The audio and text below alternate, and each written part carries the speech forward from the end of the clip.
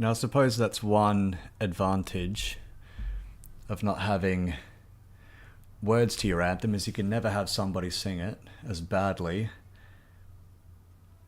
as I've seen in the past. I think the Indy 500 last weekend might have had the worst anthem I've ever heard. At least in a while. At least in a while. Looks like we're live. Hello, hello. Welcome along to Turn 15.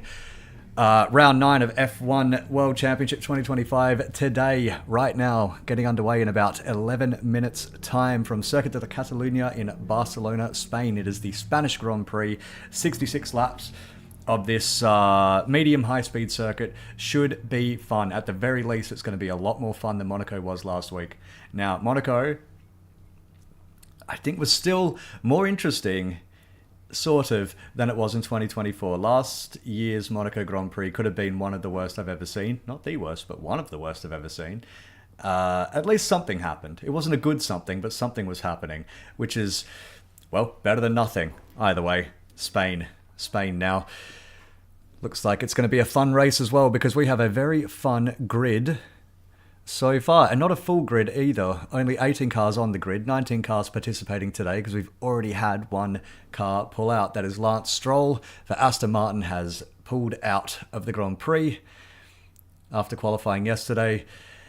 Something about his hand being injured. It's related to the, if you remember, he fell off his bike in 2023 right before the start of the season. Broke, I think, both of his wrists and a hand, and broke a toe as well. Phenomenal effort to get back behind the wheel as quickly as he did. I remember he missed, I think it was all of testing, actually. Anyway, phenomenal effort by Lance Stroll to get back in the grid for 2023. Apparently it's been a recurring issue with him, so it's recurred a little bit too much today, or yesterday. He's out. So, because he took part in qualifying, it means that Aston Martin cannot replace the driver. That's just the FIA rules. That's just how they go. So it could have been Felipe Drugovich this weekend. It won't be. It's just one car less. Tsunoda as well, starting from the pit lane. Tsunoda's having a nightmare at the Red Bull team, isn't he? He's really not having a lot of fun here. Either way, Piastri on pole, Norris second, Verstappen third, Russell fourth. That is a fun top four, and I tell you, that is a very fun top two on the grid. Piastri v Norris v Verstappen in third. So that's our, if I'm not mistaken, that's our top four championship competitors in championship order on the grid. How about that? Should be a lot of fun. There's a long run from the grid down to turn one, a very long run in Catalunya. So it's going to be interesting to see what happens here. It's really going to be interesting. I feel like the championship is really starting to bubble up now. I mean, we've actually, for one, got a championship fight on our hands, which is something we haven't had for a good couple of years now. Piastri v Norris is very close. I think 3 points separating them right now. Verstappen sort of in touching distance, a little bit in touching distance behind there. Russell is falling way further back beyond them in the championship. I think it doesn't matter. I don't think the McLarens are going to drop any pace anytime soon. Now, Piastri v Norris into turn one. My prediction is Verstappen starting third. He's going to get assuming everyone gets a decent start, assuming they all get a reasonably good start, I think that's a long way for Verstappen to be able to draft. I get the feeling Piastri might try to cover off Norris, assuming they both start well. I think Piastri might try to cover off Norris, which would leave a natural gap for Verstappen to get into. That's my prediction. Let's see if it happens. A bit like George Russell pulled last year when he went around the outside of Norris and Verstappen and took the lead in turn one. Didn't help him win the race, but it was a fun moment. Now, that's our top four. Hamilton fifth on the grid today, Antonelli sixth, Leclerc seventh, saving a set of tyres, so he sacrificed his qualifying run to hopefully improve his prospects in the race. So we'll see how that works out for Leclerc. We'll see if it was a big brain moment or a big brain fart. Gasly 8th, Hadjar 9th, Alonso 10th. Yeah, it's basically who you'd really expect at the filling out the top 10 there. I've already mentioned Tsunoda's still having some issues, so that's a shame for him. Now, Albon 11th, Bortoleto 12th. That's a hell of a lap out of Bortoleto. Lawson 13th, Behrman 14th, Hulk 15th, Ocon, Sainz, Colapinto. So Colapinto didn't actually manage to, I think it was in it must have been in Q1. His car broke and he couldn't set a reasonable lap at the end. So shame for Franco there. A bit of a baptism of fire this year. Had a much better run last year when he started, when he took over from Logan Sargent's seat. Was in the points, was fighting very competitively in the Williams. So life's a little bit harder at Alpine, but I guess that's true for everybody, especially when Flavio Briatore is your boss. Now, Sainz 17th on the grid for his home Grand Prix kind of hurts. Shame that. Alonso 10th on the grid for his home Grand Prix. Could be better, could be worse. That's pretty okay. Any other surprises from the grid? I'd say not really, but I do like, potentially this could be a very fun race. Depending on strategy. It's very hot. We'll see how the tyres last because it's a very high degradation circuit. The asphalt is old and abrasive and mostly medium and high speed corners in this track as well. Not a lot of really slow bits, so the tyres get a really good workout here. They get really punished. Which maybe, just maybe, we'll have a two-stop race today. Let's see how we go. Now, what has changed since last week? Well, I'll tell you what's changed since last week. The big tech directive that everyone's been waiting for this year, really spearheaded by Red Bull, the Flexi Wing clampdown. Now, this is a result of basically Christian Horner and, others as well, but mostly Christian Horner complaining that the McLaren wings are flexing and that's what is making them so darned fast. McLaren brought a new aero package and a whole bunch of new bits to Miami last year, and they have been the class of the field ever since. Now, Christian Horner hates getting beaten. I'm not sure if he swings that way. I didn't read through his text. Either way, he hates getting beaten on the track. And he's like Toto Wolff before him with the ride height bullshit that was pushed in 2022 and 2023, which you might have seen in Drive to Survive. If you watch that shit, or if you just follow the sport, you might remember it. When Mercedes got everybody's ride height raised just a little bit to help with the bouncing, to help with the porpoising, because it was destroying Lewis Hamilton and Russell's backs, and actually kind of backfired on them because it didn't really change a whole lot for the competitive running order. It definitely didn't make Mercedes all that more competitive either.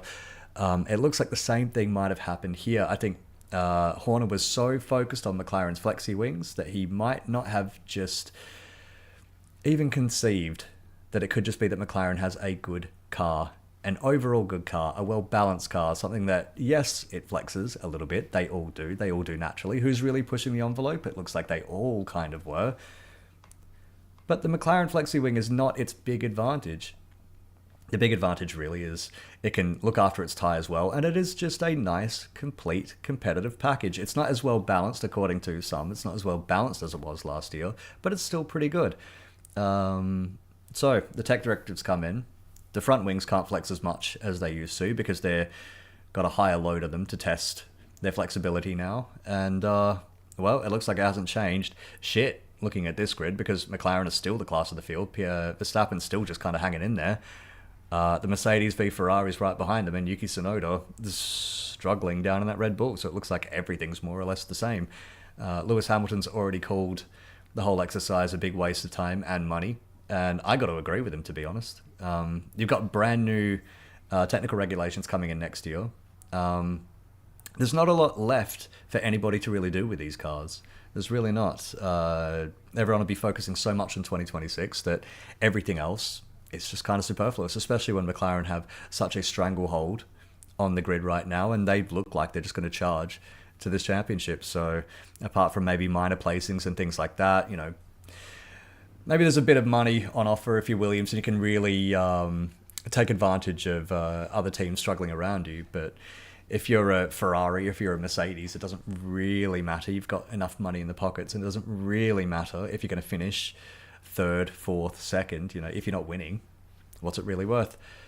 Now, Sky F1 broadcast, as always, just going through the grid right now. There's Lawson, there's Bearman. Lawson coming off points. I believe it was in Monaco. Yes, it was in Monaco that he scored points in that absolute farce of a race, that ridiculous bullshit. Now, there was word in the week of how do we fix that? How do we prevent that sort of shit going forward? Where Mercedes actually said after the race that they predicted that it was basically going to be like that. A lot of gamesmanship, a lot of holding up the field and things like that. And they said that had they not had such a disaster qualifying where they ended up, I think, 14th and 15th, if they had qualified where they were expecting, around 5th, 6th, 7th, then they were going to start pulling those kinds of gains with the front of the grid. They were going to get out of the pit stop cycle, and they were just going to basically do what Liam Lawson did to the back half of the field, but to everybody, which would have been a whole lot of fun. If they could have memed their way to a win, it would have been hilarious and also awful. Do you think the gaps will increase or decrease as the year progresses? I don't see the gap to McLaren decreasing whatsoever. I really, really don't. They're about 2-3 tenths on the Red Bull, and by the Red Bull, I mean the one Red Bull. Mercedes and Ferrari are generally a tenth or two behind that as well. I think it'll be circumstantial. I think it will be track dependent, but that McLaren does look quick. It looks quick kind of everywhere. I mean, this was a track where they weren't supposed to be this dominant over the Red Bull. The Red Bull generally is better than the McLaren on faster tracks like Imola, where Max Verstappen won, and tracks like Suzuka where they won, like where there's a lot of high-speed corners and stuff. That plays more into the strengths of the Red Bull and definitely into the strengths of Max Verstappen, and it looks like hasn't done shit for him. Gaps increasing, decreasing. I think depending on who's got the better ideas, it's kind of like every year, who's got the better ideas in terms of development, but I think you're going to see more or less most teams switch off after this. A few of them already have switched off the development. There's no need for them to keep developing a car that is going to not win a race and end up finishing 12th or 14th every race like the Sauber. So it makes the most sense to just switch off the tech development and then put everything into next year. Put all your eggs in that basket, because as we know from the old adage, putting all your eggs in one basket is a good idea. Ironically, speaking of Sauber, Audi has said that they're probably not going to have the best engine next year. So shock horror, you know. I'm pretty sure Stevie Wonder saw that coming. So here we go. Green light, and the formation lap is underway. We've got A. Marshall waving a yellow flag for apparently no reason, but it looks like everybody is getting away nice and slowly. And let's look at the tyre strategy. So it looks like everyone's predicting a two-stop strategy, and considering everybody but Tsunoda is starting on the softs, Tsunoda on the mediums, that is. That's kind of, well, it's kind of surprising that there isn't a little bit more variation in the strategy, in which I can only assume that everybody has figured that there is one strategy that is clear, head and shoulders clearer and faster than everything else.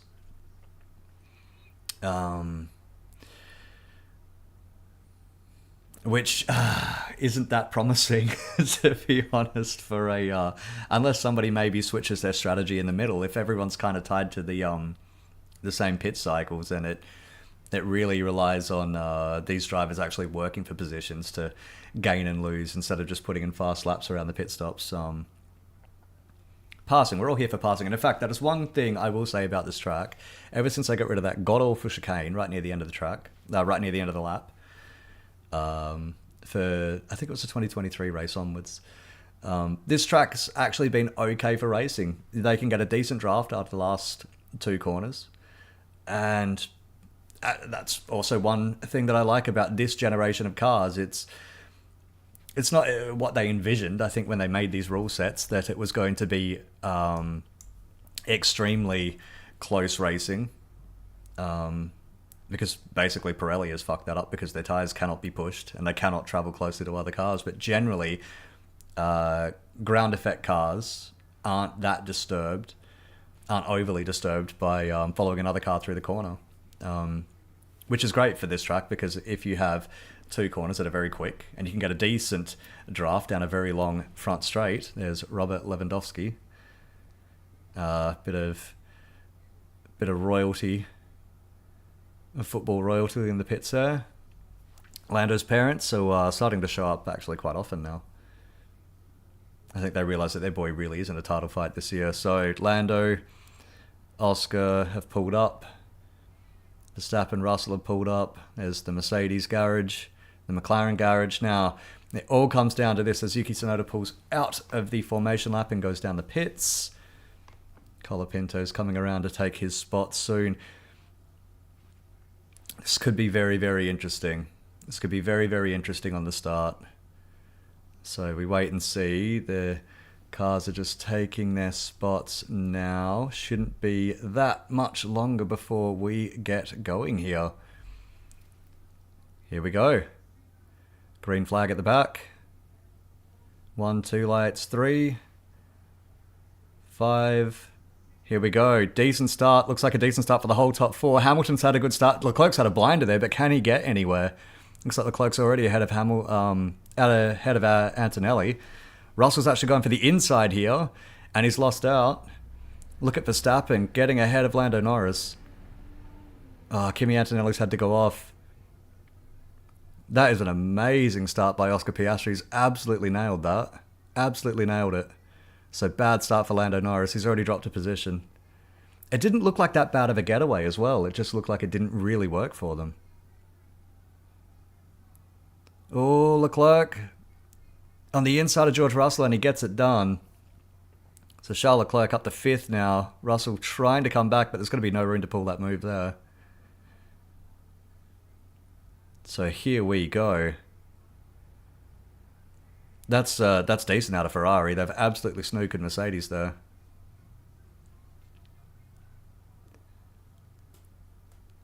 Everyone filing into turn 10. Looks mostly well behaved so far. There's been a little bit of scrapping, but no contact from what I can see. It's Hadjar around the outside of Fernando Alonso.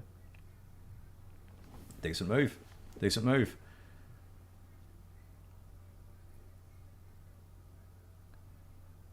So there we go. Lap 1. Piastri, Verstappen, Norris, Hamilton, Leclerc, Russell. So Russell couldn't do shit from 4th on the grid. Absolutely couldn't do anything. Verstappen made 3rd into 2nd, so that worked for him. Norris may be punished a bit for starting on the dirty side of the grid. I want to see a replay of that, because it looked like the top 4 all kind of got away, more or less, equally. That's Alonso around the outside of Hulkenberg. Can he make it stick? He can't really. But Hulkenberg's gone deep into turn 4.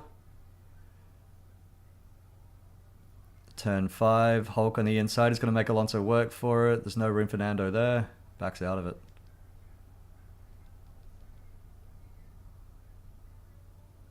I tell you who's lucky, actually, in a way, is Kimi Antonelli, because going off like he did around turn 2, they make you go by a bollard before you can rejoin the track, just before turn 3. And I tell you, if coming out of that 7th and not behind an Alpine or a Racing Bulls or something, I think he really got away with one there. So Piastri, Verstappen, half a second behind Norris, 1.5 seconds behind Verstappen, so he's already dropped out of DRS range. Now, is Norris just looking after his tyres now? Oh, look at Verstappen, he's going for it already. Fastest lap by Max as well. He's really pushing it. Really pushing it. I think he knows that it's now or never. He really has to get by Piastri, because if Piastri pulls a little bit of a gap, it might be over already.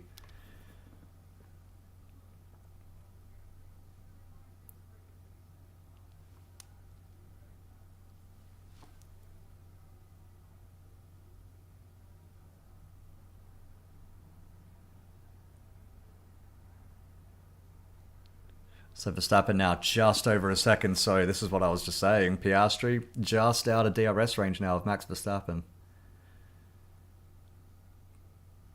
Now, it is a hot race, so we'll see. Oh, radio from Russell. See, these something are moving under braking today. What's going on? See, this is, I assume he said something along the lines of these other cars, but it could be anything, you know. Moving under braking. This is where it'd be nice to see the whole message to get rid of any ambiguity. I assume that he's talking about the other drivers. I hope that he's not talking about his tyres or something like that, or whatever he thought was loose in the car in, what was that, Imola, I think. Oh, here we go, Hadjar on Gasly. Can he make that work? This is for 8th place into turn 1. Gasly's able to hang on. Actually, both of them were watching the Champions League final together last night. saw the pictures, they were very, very happy. Didn't see Ocon in any of those pictures. I'm not sure Pierre and Esteban have to fake a friendship anymore now that they're not teammates.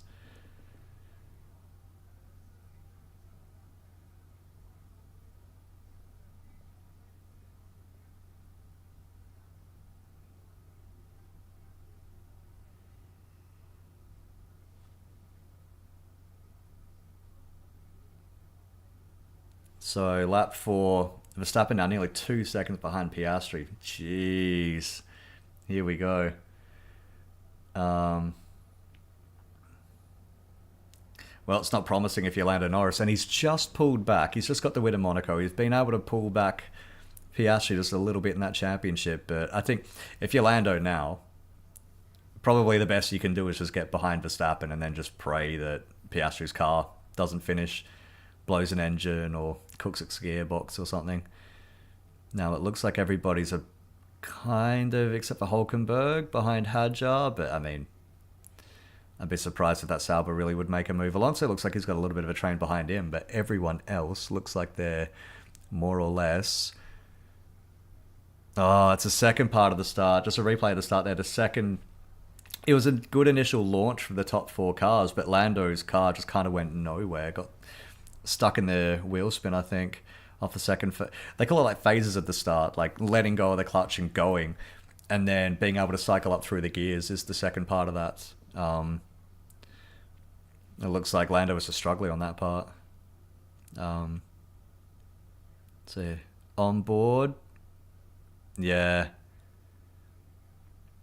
Had about a 1/10 of a second slower reaction than Verstappen off the start, according to AWS. But, I mean, that is... They're more or less the same. Oh. Yeah, Norris just kind of backing out of that one as well. So, on board with Hamilton for the start. He had a bit like Lando, where it was a decent launch, but just kind of went nowhere after that. I tell you, Leclerc's... quite lucky that he didn't get squeezed there, because Lewis was kind of coming over into the middle of the track, and they were, I think, 3 wide from memory.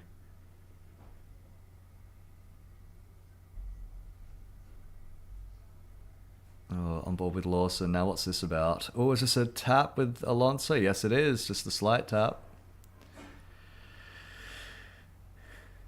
They're magnetic, those two.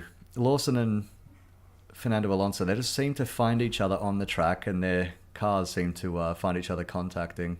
Oh, Hulkenberg noted for leaving the track and gaining an advantage. So what's this about? Yeah, he's just kind of cut across turn 2. The thing is, because there's... Oh, that's actually a bit of contact into turn 1, and I was busy watching the start. That looks like Carlos Sainz's wing is fucked. He's not pitted yet either. So... Where is he? He's actually keeping up with Esteban Ocon, so... Albon, Lawson, Bortoletto, Alonso. It's still kind of from Gasly onwards. Bortoletto's dropping a little bit off Alonso, but Albon maybe a little bit off Lawson, but behind Albon there's a big train actually forming, and if Carlos Sainz is keeping up with a broken wing, it shows just how off the pace those Williams cars might be. Now, Lewis and Leclerc are kind of going at it here. Albon in the pits. Well, unless I saw it wrong and it was actually Albon's front wing that was broken, in which case that would make a lot more sense, to be honest. Because Albon is now in the pits. Yeah, it was Albon's. No. Yeah, it was. It was. I'm fucking seeing ghosts today. There we go. That looks like a better front wing. Well, yeah. That's Williams for you. They've been doing well this year as well. They've been doing very well so far. Above a lot of expectations. Definitely above my expectations, but not working out for them today. No further investigation, leaving the track and gaining an advantage. Okay. So, Norris being told, get by Verstappen. You have to go by him. There's no use looking after your tyres now, because Verstappen is now 3 seconds behind Piastri, and it's getting to the point of no return. Now, 3 seconds might not sound like a lot, but when you have to push your tyres to catch up, even just that little bit, it can overheat them, it can overcook them, it can overuse them, and before you know it, that little bit more grip that you used just to catch up that little bit too much just vanishes. Suddenly you're running on old shitty tires made of used bubblegum, sliding around the place. Which means that if you even manage to catch up properly to the car ahead, you definitely won't be able to get by them.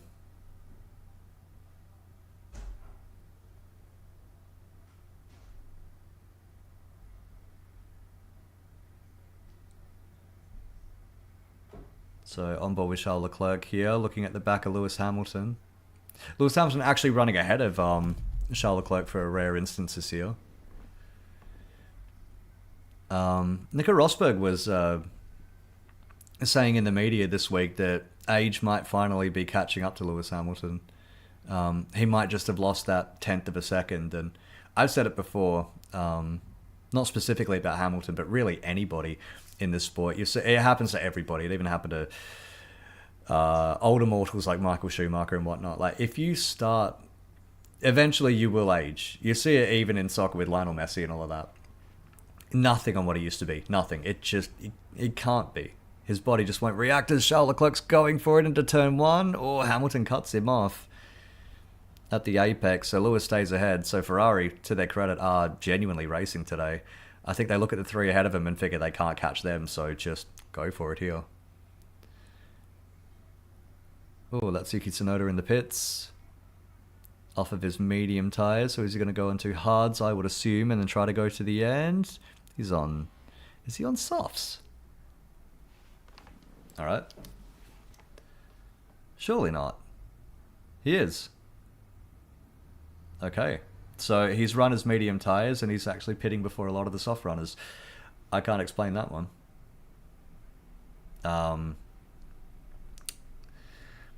Second Red Bull seat just doesn't seem right. It doesn't seem right that they've had so many quality drivers come through over the years. Swap positions with Leclerc, that's the radio to Hamilton. They're not letting him race. Yeah. I mean, it makes sense. Leclerc he sacrificed his qualifying yesterday to have an extra set of tyres available for the race, which means that in theory he might be able to catch somebody ahead. Now, they've already passed the Mercedes, that's great, but I think they had, probably not the McLarens, but maybe Verstappen they had in their sights.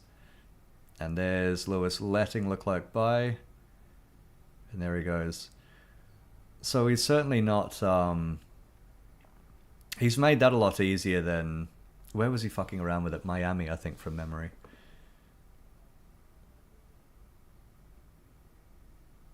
Now, Hulkenberg in the pits. Doesn't look that quick of a stop. 2.7, yeah. Pretty bang average, that one. Sainz in the pits now.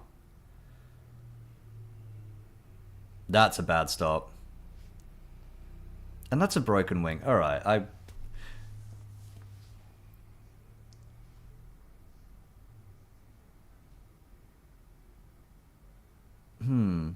Okay, so both Williams have had their wings swapped out. I don't know what to believe anymore. So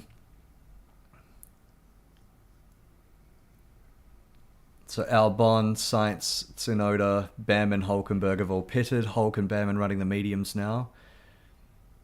Tsunoda, Albon, Sainz all on the softs. I mean, I can only assume they're just trying to use those softs to undercut, and they're thinking that everybody's going to end up cycling through 2 stops, so... How about that? Looks like we're going to get some pit stop strategy after all. Some variation. Now, what is it? Tsunoda? Getting past Alex Albon. Alright. There's something going right for Yuki Tsunoda today. Good work.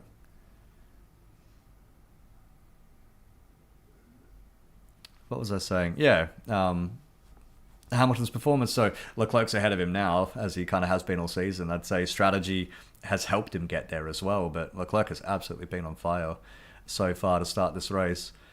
11 laps in. So we're 1/6 of the way through this Grand Prix. Hamilton nearly 2 seconds behind Leclerc now. what Nico Rosberg was saying is true. Whether it applies to Hamilton right now, it's kind of hard to tell. Lewis hasn't really gelled with any of these cars, any of the ground effect cars. Verstappen saying that he's got no grip left on his tyres. Fair enough. Yeah, Hamilton's not really... He's not really come to the party at all since 2021 ended. I don't think Max Verstappen stole his soul that day. That day in Abu Dhabi. Although it would explain a lot. He's just gone full... what was that guy? Shang Tsung. Your soul is mine. Just in Park for May. That poor Lewis was probably why he didn't get out of his car for 2 minutes.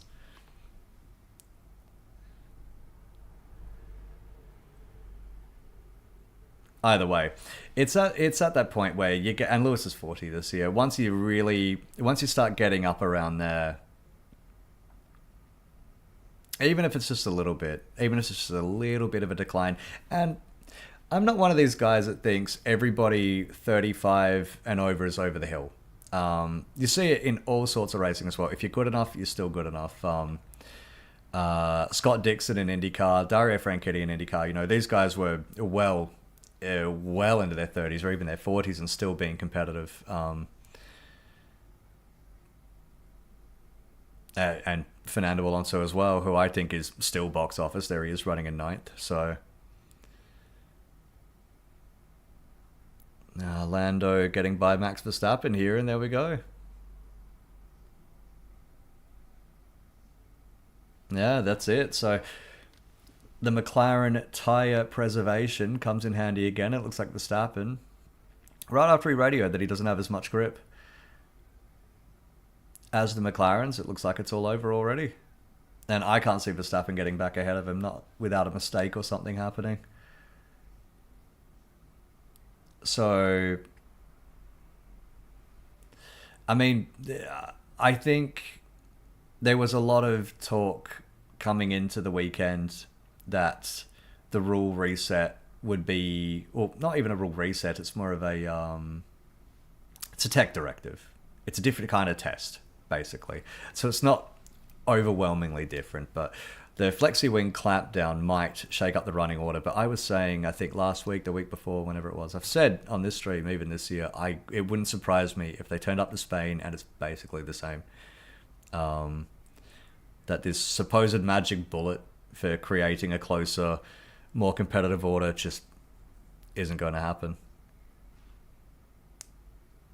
That was a replay before of Liam Lawson getting by, and that's Fernando Alonso going off at turn 5. So right as I was saying, Fernando Alonso still has it and is still box office. There he is, going off track. He's now down in 11th. Not a good day for Aston Martin. Now, it's been a bit of chatter as well. Should Lance have given up his seat earlier in the weekend, maybe even before the weekend started, in order to give Dragovic and the team an extra car in this race? I'm not sure. I mean, we saw that's Alonso holding off Esteban Ocon. No love lost between those two. It's it's almost funny how quickly those two fell out in 2022. I don't know if that's just maybe the Ocon effect or the Alonso effect, or maybe it's all of it. Maybe it's the Alpine effect as well. It doesn't look like the best, happiest work environment now. There he is. There's Fernando Alonso. Just trying to think what I was talking about before. Something about competitive edge. I don't know. Yes. I think if you start losing just that little bit, just a little bit in this sport, it's absolutely impossible to get back. It really is. I liken it to soccer a bit. You might have noticed, because I also watch that, so I'm familiar with it. But it's kind of true of any athletics. When you see a football player who is known for being very, very quick, and And then as they get older, that pace just goes, and pretty soon they're being outrun by defenders who 5-6 seasons before they would have been able to breeze past. You never quite get it back. It's human nature, really. It's the nature of all things. It all falls apart in the end. Physically, that means. And nobody is immortal. Nobody can stop Father Time. When he's got your number, he's coming for you. What that basically means is, how long does Lewis have at the top? How long does he have left? And if he keeps getting his ass beat by Charles Leclerc, I tell you, it makes me wonder, because he's on a very large salary at that team. Now, it's not entirely performance driven. I know there's a lot of commercial aspects about it. But still, I mean, if Ferrari are looking at next year and thinking that they have a genuinely... I mean, I don't want to write Lewis off too soon, because he tends to turn up with the goods every now and then. Still, even if he is supposedly in decline, he still turns up with the goods every now and then. That's Max Verstappen easily getting by Isaac Hadjar. So Verstappen down the order now through the pit stop shuffle.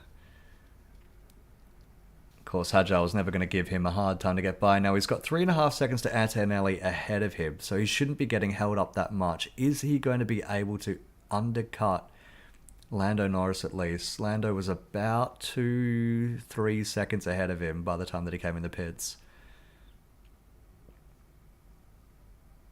Alonso 3.1 seconds top. Looks like everybody's off their game at Aston Martin today. It's a shame. A lot of work to do with that team. I still see a lot of potential in that team, a whole lot of potential. With what old man Stroll has done to the team, it's unrecognisable from what it was just a few years ago, when it was Jordan, when it was Force India, struggling, scrapping, fighting for survival every year. It looks very, very, very solid. It's a solid foundation as a team, and it's a solid foundation for the future, especially with Adrian Newey on board.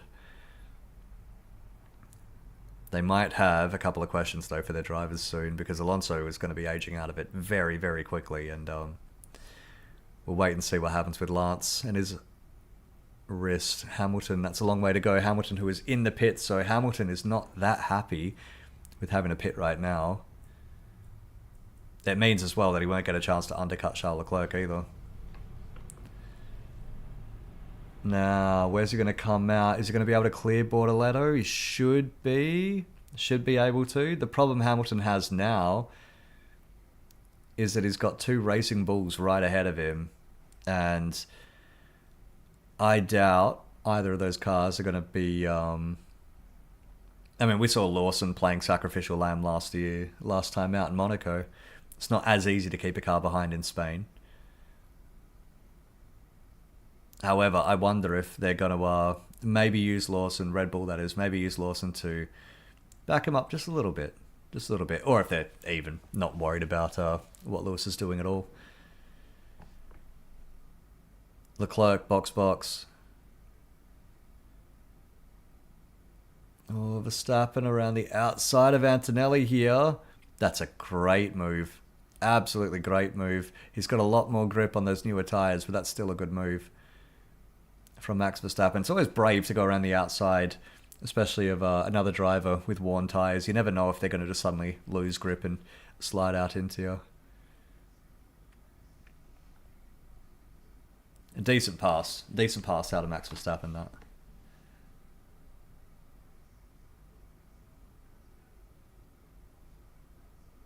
So we're well into the pit stop shuffle now. That's Charles Leclerc coming out of the pits ahead of Liam Lawson. So yeah, Hamilton, absolutely no chance to undercut him.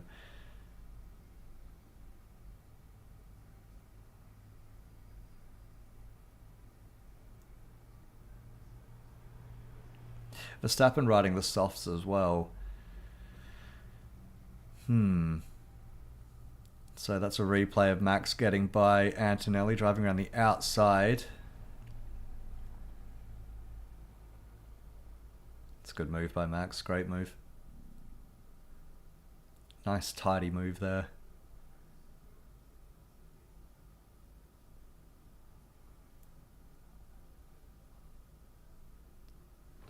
So Hamilton, why did you pull me in so early? protecting a possible undercut from behind. Say Ferrari. Well, now they're stuck behind Liam Lawson. Here they go. Hamilton is now 1.9 seconds behind Liam Lawson. If he gets any closer, he's going to start eating his tyres away. Now, they must have been worried about an undercut from behind, so that would be George Russell. George Russell, possibly Antonelli. Now, Russell is going to have Max Verstappen coming up right behind him. In fact, there he is on the screen. Lawson in the pits, so Hamilton's not held up that much, but he's now 4.5 behind Charles Leclerc. Surprised that Racing Bulls have opted not to mess with Lewis Hamilton, even just for old time's sake.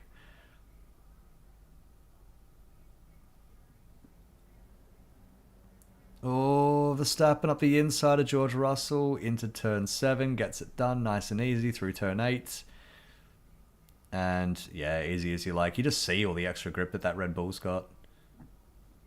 George with the DRS, but surely he's not going to go for it. No. Absolutely not.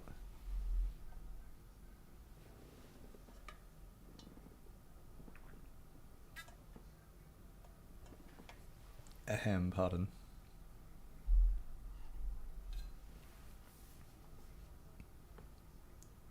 Now, replay of Fernando Alonso into turn 1. What's happened here? It's got the Williams. No, that's not a Williams. That is the Alpine ahead of him. So he's gone past Colapinto. Now he's got a Williams ahead of him. That's Carlos Sainz.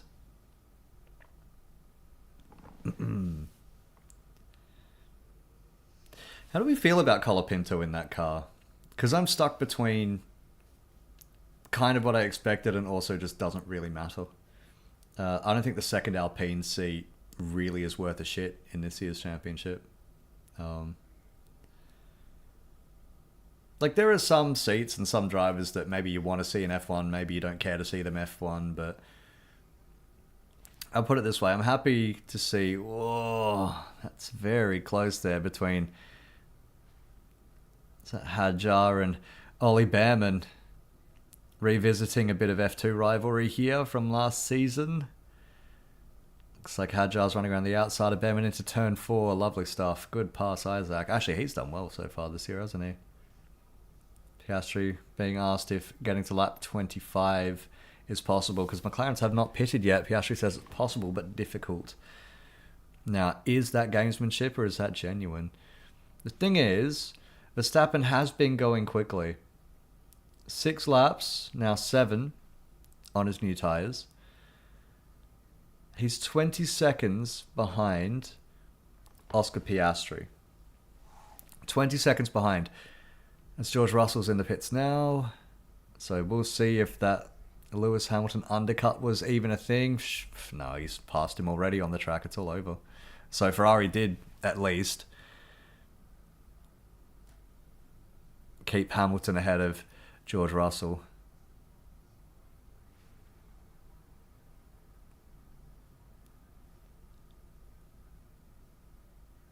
Looks like a lot of these cars are actually well spread out now.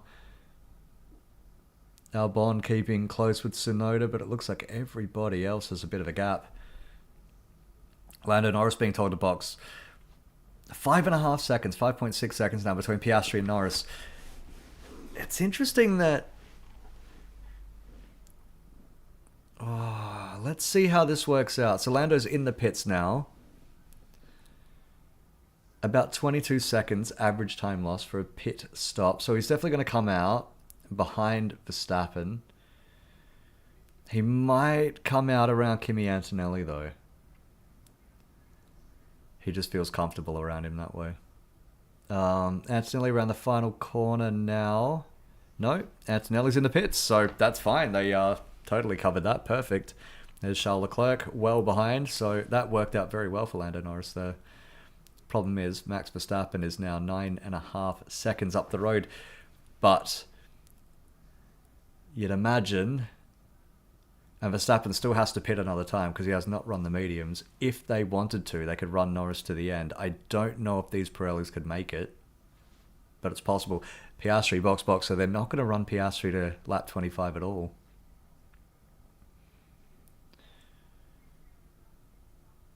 Interesting the games that they're playing at McLaren. For example, yesterday, qualifying, Q3, first runs, Piastri and his engineer noted that Lando Norris was getting a tow from him to start his flying lap. He was keeping close and getting a tow, and it was just a little bit, just worth a tiny little bit of time. But Piastri didn't help him out. Now, I wondered when I saw that whether that's Verstappen going into the lead as Piastri's coming out of the pits.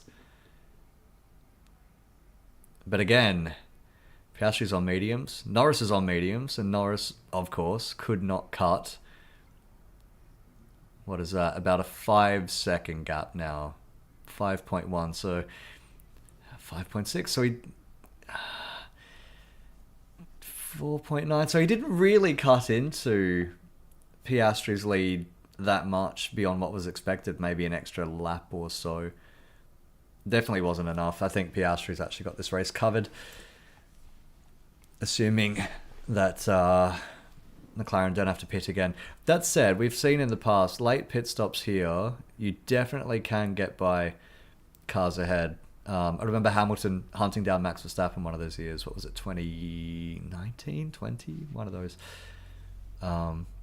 Hunting him down and passing him with just a couple of laps to go. So it's definitely possible if they run, if they pit Verstappen late, which surely they couldn't if he's on softs. I think McLaren will probably try to run this to the end, but what I'm saying is stick around, because this is actually turning into quite an interesting strategy battle here. Sometimes you can get certain things happening, especially with pit stop, pit strategy differentiation. You can get a lot of interesting things coming, almost like a side plot, if you know what I mean, in a movie. Like a little an undercurrent. Something is happening, even though it's not really apparent. Something is definitely happening, and it's building up towards something else. This could be an interesting end to the race, is what I'm saying. Now, this is Kimi Antonelli riding behind Pierre Gasly. Should be able to get this done. The DRS should easily be able to get this done, and he pulls out well before turn 1, and he's already well past him. And look at this behind. That's a Racing Bulls and a Sauber going at it. That's Hadjar past Hulkenberg. So, Hadjar on much newer tyres than Hulkenberg. Now, who was the first to pit? It was the Williams, it was Albon, Sainz, Tsunoda, Behrman, and a little bit Hulkenberg. We'll have to keep an eye on them to when they pit next as well. Verstappen stayed a little bit later than them, so when you see Tsunoda hit the pits, you might assume that Verstappen is going to be behind him. Not that far out.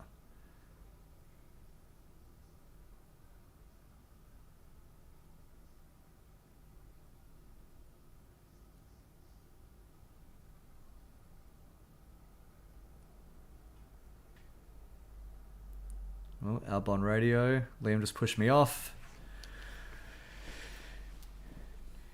I would like to see that again, because Albon's been quite chirpy on the radio. He's been quite complainy, quite whiny this weekend. I mean, he could have a point, who knows. What was I saying? Yeah, Piastri, Norris. There's little games going on there, I've noticed already. And this is the kind of thing, and I was saying this last year, it was one of the big reasons. Was that Tsunoda in the pits? Yes, it is. So, how much further? So, he did 16 laps on those softs. Albon's done 18 laps on his softs. Oh, Lawson. Oh, there's contact. Lawson and Albon. A lot of contact, a lot of debris. The end plate, front end plate, front left wing, the front wing left end plate rather on Albon's car is just shattered, and you can see him just sliding around turn 4 there. So more contact with Liam Lawson. He gets involved in a lot of physical, a lot of wheel-to-wheel argy-bargy, doesn't he? Liam Lawson. Now here's a replay, so he's gone for it. Yeah. You know, that's not even that. Oh. Yeah, okay. So Albon probably should have let Liam back initially. So that was the initial thing when Albon said that he pushed him off. It looked okay. That looked okay to me, and then yeah, just a little too close. A little too close between the both of them. I think I think you know what? I actually think Lawson's fine here.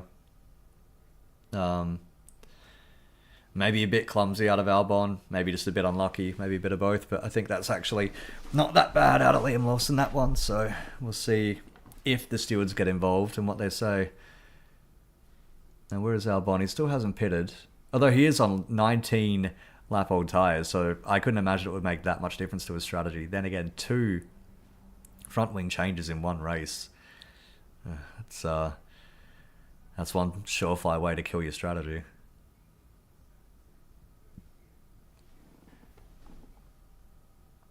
On board with Verstappen now. Again, I was saying before, there's little games coming up with the McLaren drivers. So that's what I was saying last year. Hungary, Monza, there was Qatar, definitely Brazil. There were a few flashpoints there. I don't think these two really trust each other. Albon box to retire the car. I wonder if he's even got a fucking front wing left. I don't think. You know, it would have been handy for Williams if they'd have gotten that Lego front wing where they did the driver parade with in Miami and just kept that as a spare, chuck that on the Williams. It'll probably clip him with the other Lego that they've got there. Now this is Hadjar getting very close with Pierre Gasly.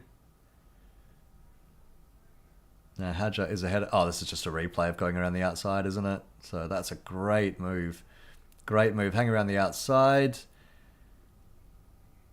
And still around the outside of turn 4. That's a great move by Azak Hadjar. You can look just how worn his tyres are already. Totally fucked, and that's Albon in the pits, and he's done. Yeah. It's a shame. Williams were... No. He's going back out. 10-second time penalty for Albon, leaving the track and gaining an advantage. Okay, so before they retire the car, they've sent Albon back out to serve a penalty, and then they're going to box and retire the car. So a little bit of getting away with it. The England men's football team in the Red Bull garage. I feel like the England team would be better off in the Ferrari garage, because they've got all of this resource and all of this expectation and the media on their backs, and they just never seem to deliver ever. They also cycle through head managers.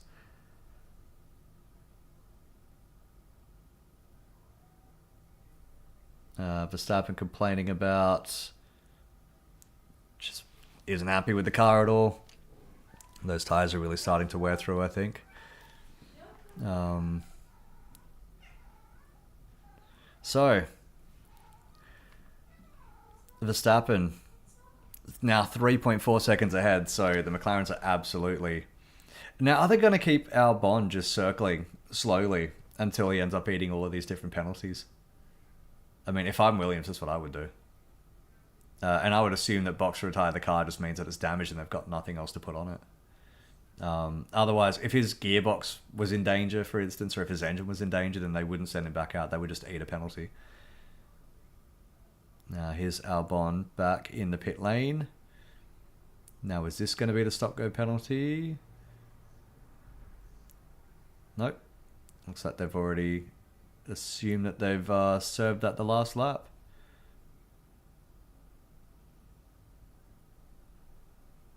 Well, that's a shame for Albon. It's a messy race for him. It's a messy race for Williams. It's not good for any of them. Real shame that. And again, I think I didn't see that much wrong out of Liam Lawson here. Now let's see. Just a little... I mean, Lawson's basically right on the side of the track as well, so I'm not sure. He couldn't really have gone anywhere else there. He was ahead. He had the right to the corner. He had the right to the line. And yeah, I think just clumsy out of Albon. Which is a shame, but what can you do? Now that's Verstappen coming into the pits and really jumping on the brakes there, so I hope he's not done a Colton Herter. It's a decent pit stop as well. That looked quick. 2.3 seconds, yeah. You can tell, even when it's only like half a second or so, you can still tell when a pit stop is any good or not. Now, here comes Leclerc. Is Verstappen going to be able to hold ahead? Red Bull certainly hopes so. Leclerc is absolutely steaming around, though. Ah, there he goes. So that pit stop was absolutely perfect because it has kept Verstappen ahead of Leclerc. Well done, Red Bull. Now, what do you do if you're McLaren? Do you pit now and get on the same strategy as Max Verstappen?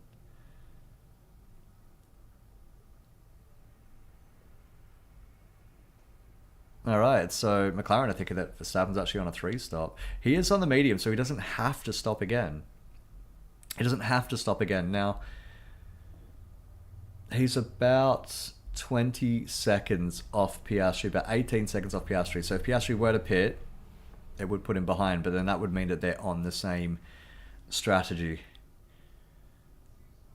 This is what I was saying before. It's bubbling up. There's actually something very interesting coming. If it is a 3-stop, then how late do they stop Verstappen? And will he have enough in the tank to come back at the McLarens? It's very interesting. We're on lap 31, so we're nearly halfway through the race. There's 35 laps to go, and it looks like it's going to be a very interesting finish here. So, don't go anywhere, as they say. Now, I'm going to get this point out if it fucking kills me. I'm seeing games being played between the McLaren guys. 5 seconds now. I think Norris is starting to play the long game. Lewis complaining about his grip. The best thing Norris can do is just not spiral. He's going to get beaten by Piastri. He's probably going to get beaten a fair bit by Piastri. There's 24 races in a season. Their cars are clearly 1 and 2. And he doesn't have a enormous advantage pace-wise over Oscar. So the best you can do is hope that you come out relatively half and half, but only one. You only need one result more than the other, and you can wrap up a championship. Now that is Liam Lawson and Ollie Behrman getting together in turn 1. Lawson he gets involved all over the track. He's like the Kiwi Colapinto.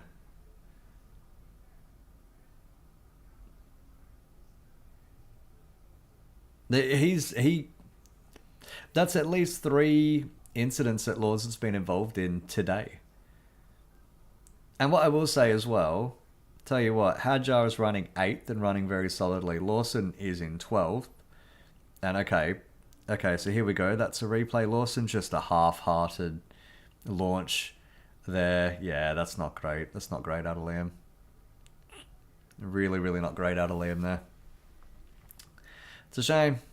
It's a real shame. I thought he did well with the Albon thing. I think that was all on Alex, but that was fucking rubbish, that. It's no good. And like I was saying just then, Hadjar's running 8th and solid, and he's quick. And I think Red Bull are very, very happy with him. If I'm looking at Liam Lawson, and then I'm looking at Arvid Lindblad winning the F2 here today, Lawson looking again, and just no room really to go. He's a bit hesitant to throw one up the inside of Behrman again. Oi, oi. I don't know. If I'm Red Bull... I mean, Lawson did score decent points last time out, and that's great for him, but today's been messy. The whole season's really been messy. They've already dropped him from Red Bull, which means he's very unlikely to ever get promoted again. If I'm Red Bull, I'm looking at Arvid Lindblad. Iwasa, I don't think is on their radar at all. He's back in Super Formula and is doing well there, so I think that's probably him done in terms of F1. Once Honda's out the door, I'd say Iwasa's out the door as well. Lindblad looks good for the future. Really, really good for the future for Red Bull. Verstappen complaining about his clutch. 1973, maybe 74 now, so they're just talking in code, really.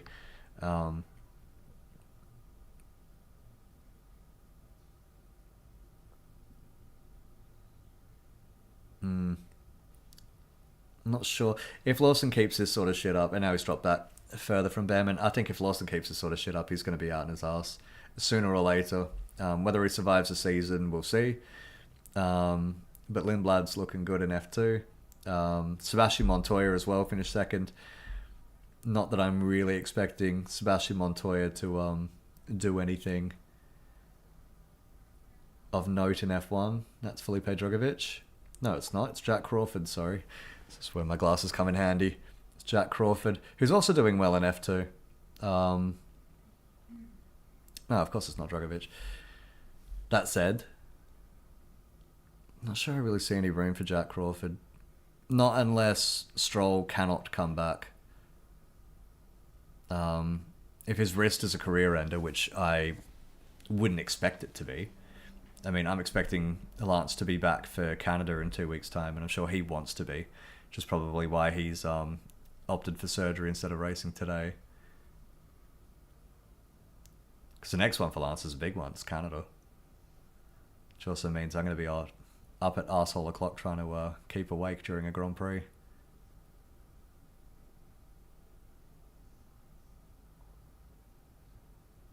Oh, big slide there.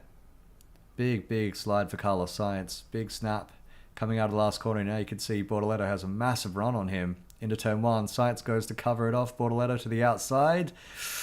Around the outside and gets it done. Great move by Bortoleto there. Great stuff. And that all came because Sainz had such a big snap coming out of that final corner. And Bortoleto saw his chance and took it. I like the look of Bortoleto so far. He's looking really promising.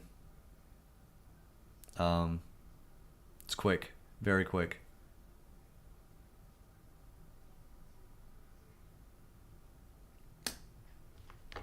So Norris being told to hurry up. I think McLaren is slowly realising that Verstappen might actually be a threat to them after all. And even if it is a three-stop strategy, that means that Verstappen is going to be on the faster tyre by the end of the race. Which means I also have both of them one stop left to do. And if they both have one stop left to do, and Verstappen is now 10 seconds behind Oscar Piastri, he's eating into that. Oh, this is going to be very interesting. This is going to be a very interesting end to this race. Can Max get it done? That's Lawson. Looks like he's going by Behrman and actually gets it done this time. Now, the best thing Verstappen can do is get by Leclerc ASAP. As ASAP as possible. He's really hanging with him through the final corner here. Norris being told to push in certain corners, and he's saying that he can't because of the understeer and the graining. That's Max Verstappen by Charles Leclerc into turn one on lap 36. 30 laps to go. It's heating up now. It's really heating up. Here we go. I'm starting to really like the look of Max here. I get the feeling he might be able to do this. The thing is, he's really able to do this now because there is a tyre offset. He's on much younger tyres, and he's also able to push those tyres a lot harder than the McLarens are. They've been running theirs for longer. They have to keep theirs from falling apart. Max really able to push right now. Now, the only thing that will spoil Red Bull's party is how far can McLaren drag this tyre? If they can drag it further and further, then Verstappen's tyre offset at the end will be less. This is the chess move. This is the really interesting sort of stuff. Oh, that's a slow stop for Behrman. 2.9 seconds. It seemed longer than that, though. That's what she said. It seemed much longer than 2.9. Alright. There's Max Verstappen. Coming through, putting a lap on Colapinto as Behrman goes through turn 2 into turn 3. Now, just look at the gap he's already put on Charles Leclerc. 2 seconds. Good grief. It's very interesting, this. Very interesting. Now, how far can McLaren push it? How hard can Max run here? What tyres are they going to put on at the end? It would have to be medium, surely. That said, the end of a Grand Prix, if you can fit softs, depending on how many laps you've got to do, the cars are so much lighter because they burn through most of their fuel.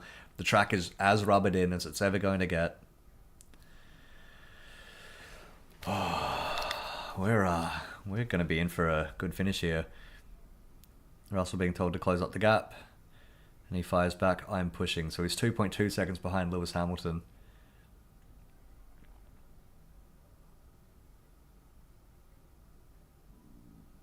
Can't see Ferrari really pushing for anything more than just the minor prizes here, so I doubt that we'll get them on the podium unless something really fucky starts happening. Can I just point out, Nico Hulkenberg is 9th. I mean, he's way out of the pit stop sequence. He's run 27 laps on those tyres, so should be going plummeting back now, but that's Carlos Sainz on Colapinto, so Sainz up into 17th, Colapinto now 18th and last on the road. It's a completely bollocks home race for Carlos Sainz this year. The terrible, no good, very bad home race. It's a shame. I think Catalonia's back next year. I'm pretty sure it's still back for next year. I can't remember if that was confirmed or not. I'm pretty sure they're coming back here for at least one more race, as well as going to Madrid next year for what looks like one of the most god-awful street races since Valencia. I want to be proved wrong as well, because if I've proved wrong and Valencia is a banger of a track with a banger of a race, then great. You know, that's very entertaining for everybody, but just looking at that layout, it looks like a pile of dog shit, to be honest. Yuki Tsunoda sending one down the inside of Ocon and gets it done into turn 1. Good work, Yuki. And that means he's up to 13th. Now that second Red Bull seat, I'm not sure what I make of it, to be honest. We know that Yuki's better than last on the grid. We know that he's better than 13th in a competitive car. Because he was ahead of Hadjar, and granted it was 2 races, and it was Hadjar's first 2 races in F1. And he didn't even get to do one of them. But Yuki was doing very well at RB. He did great at RB last year. He's really coming into his own. He's really showing strong. I mean, there's a reason that Red Bull felt like he would be a better shot than, at very least, a better shot than Liam Lawson. But, I mean, since Ricciardo left, what have they been through? Alex Albon, Pierre Gasly, Checo Perez, Liam Lawson, Yuki Tsunoda. That's Russell Radio. Please close the gap. Okay, fair enough. That's very, very decent drivers that Red Bull's gone through, and nobody is able to get that second seat working. Checo could do it a little bit. He did it very well in 21, actually. Very well in 21, a little bit better in 22 before it really started falling apart. But it's crazy to me. It's been just years now, seasons, and that seat is just, it seems like it's always up for grabs. It seems like nobody is ever safe in it because nobody can really get anything out of it. And I gotta say, if Max leaves Red Bull, and the important thing is, from all accounts, if Max is 3rd in the championship by, I think it's the summer break this year, or by a certain amount of races this year, that locks him in for 2026 at the very least. Because all of these guys have exit clauses written into their contracts. The teams write exit clauses for their drivers as well. Otherwise, you end up with some awful Daniel Ricciardo at McLaren scenario where you have to sack him and pay him off. McLaren are receiving the threat now, Max. I realise they have to push on. It's a long way to go for them. So, are McLaren just not going to pit at all? I mean, that's always an option. Just keep them out there. But I could imagine if those tyres do another 26 laps, 25 laps on top of what they've already done. I mean, it can be done, but it's very difficult.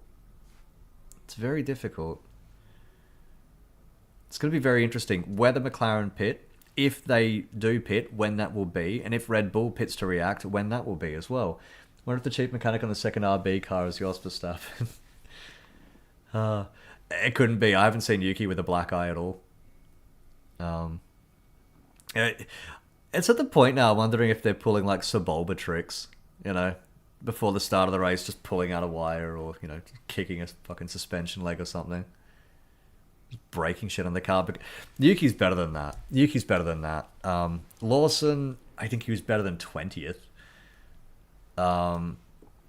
In a Red Bull for sure. I think Checo was better than what he ended up being, and Gasly as well. We've seen Gasly is better than what he got at Red Bull, and I mean, I think part of that was Gasly needed some growing up to do, and he finally got that back at Toro Rosso, and then at AlphaTauri, and then at Alpine. But Albon as well, we've seen he's better than what he got out of Red Bull. It's just, there's something about that team. There's something about that seat. I don't know if Ricardo put some fucking voodoo on that shit before he left, or considering how miserable his 2018 season was with all those retirements, I wonder if somebody put a curse on that seat at some point in 17. Maybe it was Jos Verstappen.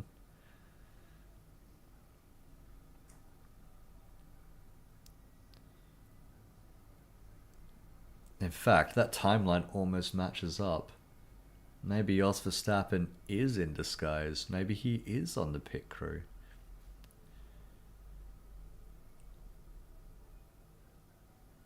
Pulling like some Ghost in the Machine shit. There's Russell in the pits. So he went 21 laps on those tyres, pitting for, I could only assume, the final time. That's Colapinto. He's a lap down, so he doesn't matter. But behind that is Isaac Hadjar, who Russell is going to get out in front of.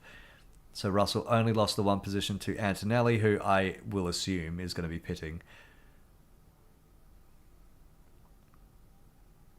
Soft tyres on Russell, so they're confident, I guess, that they can go to the end on softs. That's quite a way, isn't it? 24 laps. All right. Let's see how this goes then. I mean, either they had no mediums left, and I can only assume they meant to do this. It seems like quite a far way to try to get soft tyres going. I mean, Colapinto's on softs, but he's also in 18th, and I doubt Alpine give a shit. Tsunoda running 17 lap old softs, so he'll be pitting very soon.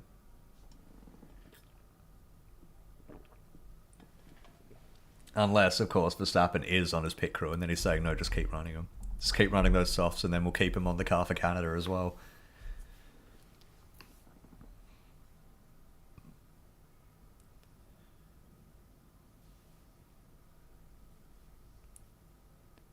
So 43 laps. We're almost 2/3 of the way through this race. And it's starting to bubble up very nicely. As the kids say, let him cook. This is cooking into quite a good race here. That's the McLarens, by the way, just putting a lap on Yuki Tsunoda, who I don't think was fucking around too much with them. So Alonso in the pits now. Ooh, it's going to be close. Meanwhile, Norris has also caught up 2 seconds on Piastri. Now, I can't imagine that he and Piastri are going to be giving each other much grief today, but we'll see. At the point I was trying to make 25 laps ago, I think there are little games that we're seeing between the McLaren guys. I don't know if either of them have that dog in them. Like Rosberg Hamilton, like Senna Prost, like Alonso Hamilton. I don't know if either of them really have that dog in them to be a cunt, basically. You have to be a cunt. You have to be a bit of an arsehole to get your way, in the same way that Seb Vettel could get his way over Mark Webber. I mean, he had speed to do that too, but he really, really was good at playing the political games, mind games, things like that. In fact, I remember, as Alonso gets past Carlos Sainz, I remember Seb, back in the day, used to speak in German to Nico Rosberg. Every time he was up there, when it was quite clear that Lewis and Nico's relationship was falling apart. So the back end of 14 and especially through 15 and 16. I started noticing that Seb would talk to Nico specifically, like in the cooldown room, before they started adding TVs and all that other sort of shite on there. They'd be talking to each other in the cooldown room. Specifically, Seb would talk to Nico and he would talk to him in German. And I know he's trying to just drive a tiny little wedge, just a little bit further of a wedge. That's Russell getting past Antonelli, and Antonelli lets him by. Seb was just trying to drive a little bit of a wedge between them as teammates, because if he can do that, maybe there's a competitive advantage that Seb and Ferrari could take. Of course, it didn't really amount to anything for them in the end, but it was interesting to see little mind games, little things like that. Piastri not giving Norris a tow yesterday. In fact, diving out of the way to try to avoid giving him a tow when they realised that Norris was trying to get one to start his qualifying lap in Q3. It's very interesting. I would assume that a team... compare it to George Russell, who was offering to give Antonelli a tow to help him out in qualifying yesterday. It's very interesting that Piastri and Norris wouldn't be double teaming like that to try to secure themselves the front of the grid, especially when they got Verstappen sort of there or thereabouts.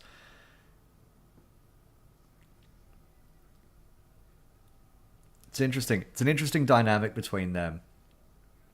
And I was saying last year, this is one of the reasons why I was so excited for this season, because I want to see what will happen between Piastri and Norris when it is them who are basically guaranteed 1 and 2 in the championship, when all they have to do is fight each other, when all they have to fight is each other. How dirty can that be? Who's going to be the arsehole to come out on top? Because you kind of have to be. I know Lando's said in the past that he doesn't want to be that. He wants to be kind of the nice guy and shit like that. You know, nice guys finish last and all of that. But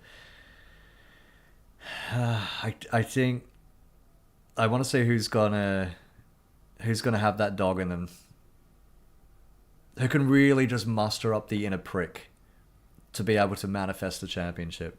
It's going to be very interesting between them, and what a flashpoint between them might look like. Because I tell you, if they are fighting wheel to wheel, and we saw it last year at Monza, for instance, if they're fighting wheel to wheel with each other, which they haven't really had to do yet this year. They haven't really properly fought wheel to wheel for a win. If they do that and it goes wrong, like we saw in 2014 in Belgium with the with the Mercedes rather, or Austria in 2016 with the Mercedes, or here in 2016 with the Mercedes, I'd love to see how that dynamic changes, because that sort of shit fascinates me. This is Lewis Hamilton in the pits. That's not a quick stop. That's a bad stop. Front right. Bad stop. 4.9 seconds. But I gotta tell you, his race was kind of killed before that anyway. There's both the Mercedes go by, and that's well more than 4.5 seconds to cover that. That is... God, Lewis has just been so off the pace. So off the pace.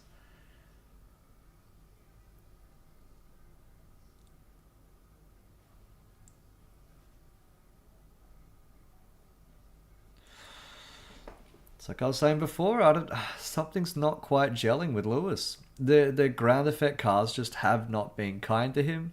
And it's hard. I've said it as well over a couple of years here on the channel. It's as Max hits the pits, here we go.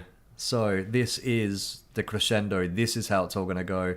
Looks like a pretty decent stop out of them. What would that be, about 2.4? Yes, it is 2.4. This is the crescendo. This is it. So McLaren have not pitted yet. They haven't pitted yet. Will they pit at all? Oh, Yuki coming up on the Haas. He's going to want to not get involved here. No, Yuki, no. Get out of the way. And he's out of the way. Okay, that's a very awkward... That's awkward. That's not on Yuki there. That's Red Bull. That's Red Bull maybe overestimating the gap that they had back to Yuki and Ocon there. That's not great. I mean, they're a lap down, so there is that, and now you see McLaren reacting. So Norris 6 seconds now behind Piastri, and I'm assuming that's not for a double stack. It's just Piastri's ahead, and it is, so Piastri keeps going. Norris in the pits. Pinch that front left on the way into the pit, so I hope that he hasn't picked up a speeding over the pit penalty there. He looked like he was okay. A little mistake like that, I tell you, is what would kill a championship. So we'll see what Verstappen can do. He's going to be behind. There he is. He's not that far behind, but how much can he push? I think McLaren might have just been able to hold him off here. 1.8 seconds. 1.8 seconds between Norris and Verstappen. 1 second now between Norris and Verstappen, so a little bit of a correction as they both get up to speed. 0.7. He's right there. And he does have the DRS. Interesting, the top teams and shit teams are swapped into the pit lane compared to years ago. It is. It is interesting. I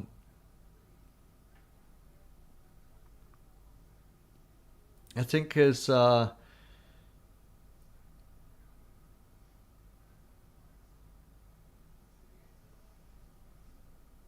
think I read why they did that a few years ago, and I just can't remember. My old brain is addled. What can I say? That's Piastri in the pits now.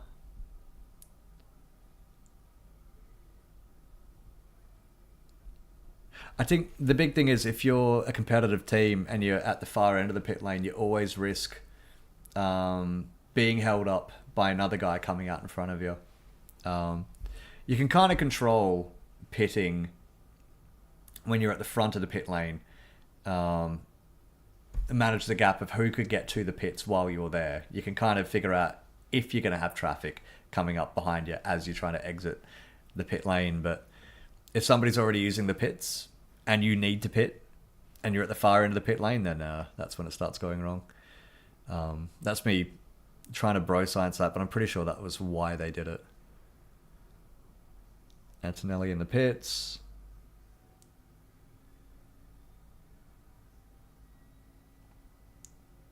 It's a bad stop. 3.8 seconds for Antonelli. Front right again.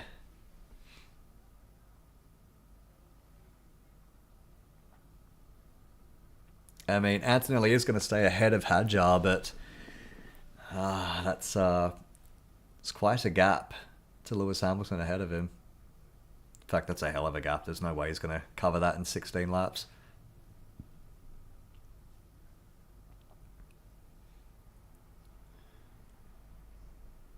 And Verstappen saying the ride of the car is completely broken. Okay, Max is the response there. That car, I mean, the car's not great. That Verstappen is able to do what he can with that car is his deft touch in that he can operate in windows. And I know he's a polarizing figure and there's going to be guys who don't want to hear this, but to me, I just say grow the fuck up. Max operates in a different planet than a lot of other guys, than pretty much the entire rest of the grid. He's able to find speed, and that's quite enough Cole Palmer that I want to look at for today. He's able to find speed, finesse. He's able to operate that car the way that nobody else can. Now, I don't buy that all of his teammates have been as bad as they are. We saw Checo would spiral when things weren't going great. Gasly was a bit the same, just endlessly chasing setups and things like that, rather than looking at the bigger picture. Albon really spiraled in 2020 as well, but they get a bit brain broken by being with Max and just seeing up close what he can do. That's a really, really forceful block. Behrman on Liam Lawson, and it's very, very messy right in front of Lando Norris. This is exactly what he doesn't need. Oh wow, that's bad for Lando Norris. Very, very bad. And look at Max Verstappen right ahead. Now, I don't even think that that was on purpose for Red Bull there. I think that was just a big fuck up. Oh, Lando able to put the Haas between them. Oh, Max Verstappen waving at Ollie Behrman. Get a little bit of a Tom Green. Get the fuck out of my way there. It's going to absolutely... That's really, really going to piss off poor Max there. I mean, this is a danger if when you're lapping a car, they could well be in their own battle and totally wrapped up in it, which, you know, I find fair enough, to be honest. It's not great for anybody chasing. Verstappen very, very upset with it.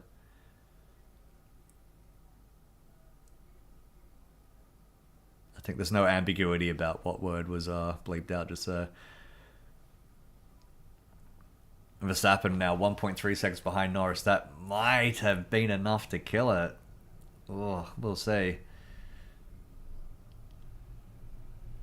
Oh, that's Liam Lawson and Behrman. They're close again, but Lawson gets it done this time around the outside.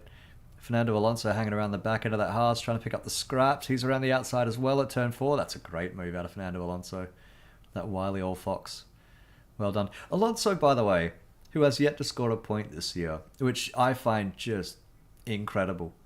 Absolutely incredible. And not because he's gone off the boil or anything like that. He's been... That car is no good. Oh, that's a big block by Ollie Behrman. I don't think it was... I don't... Yeah. The way that they've rewritten the rules now, I want to see how much room they really have to give there.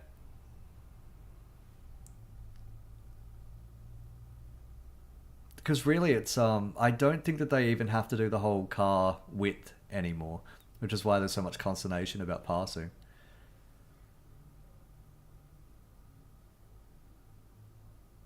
I suppose it's different if you're defending, though. Look at Verstappen. Just a replay throw. Should have thrown a finger there. That would have been funnier. And then this will be Liam getting by him. So Behrman goes for the block again. Liam just stays on his line. A little bit tight, but gets it done.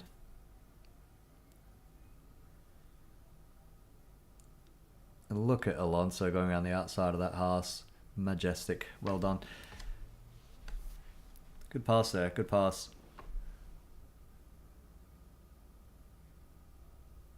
It's also quite enough Chelsea handler that I want to see today. Either way, Piastri now 3 seconds ahead with 12 laps to go. Verstappen 2 seconds behind Lando Norris. Leclerc 14, 15 odd seconds behind Verstappen, so that's done. Russell versus Leclerc really is the battle here. Now, Russell's soft tyres are 12 laps old, so I can imagine they'd be screaming out for... screaming to be left off the car anytime soon. But Russell's going to have to manage these things to the end because Hamilton is now 8.2 seconds behind him, so they're catching very slightly. 5-lap differential in soft tyres, so Hamilton's going to have to make the most of it to get by Russell before his softs fall off as well. Let's see if that happens. Like I said before, the cars are very light on fuel now.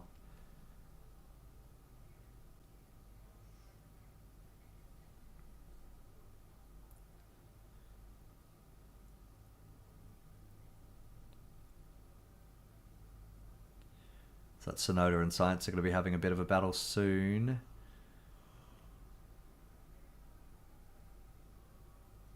Everybody else is more or less kind of gapped. Now, yellow flag. Who's that? Antonelli. He's out. That looks like an engine's blown. Where is he? That's turn 10. In the gravel trap, though. They're gonna have to get a crane out to get that car back. Safety car.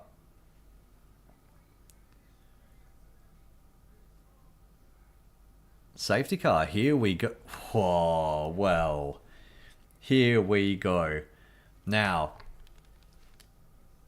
And we're not done looking at footballers, apparently.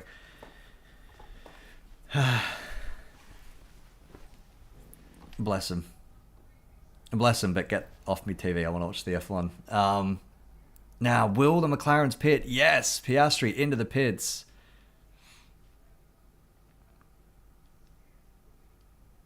Now, how many? Ooh, McLaren. So Norris is going to have to stack here. How quick can they be? Piastri's very slow getting out of there.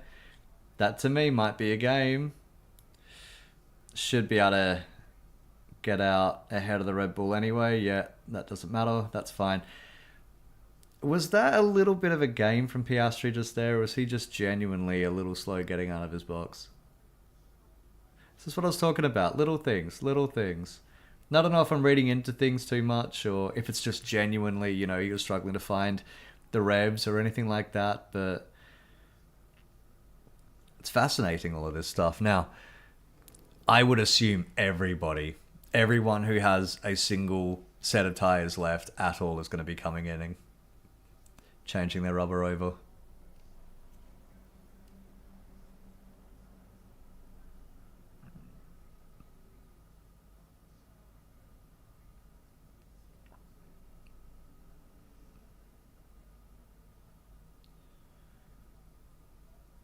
Alright, so Verstappen, Russell, both on the hards. Actually, according to the... So the Verstappen's really not happy having a hard tyre. He's got to have none left. Yeah, that was the only option, yeah. That's basically it. He's on to hiding for nothing here, basically. Oh, here's a replay of Antonelli. So I'm guessing the engine's just going to cook itself.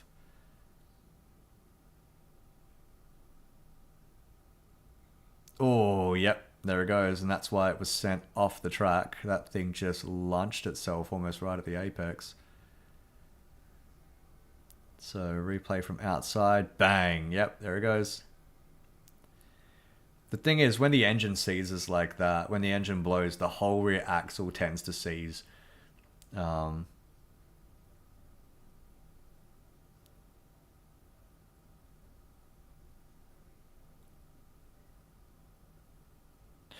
It's not great out of Mercedes. So Alonso last time out lost his Mercedes engine. That definitely looks like an engine failure this time out as well. So looks like Verstappen is the only guy on the hards, actually. Russell got the softs after all, so I don't know what the fuck the timing tower was telling me just now. Maybe Jos Verstappen's running that too. Now this is Carlos Sainz back in the pit, so this isn't good.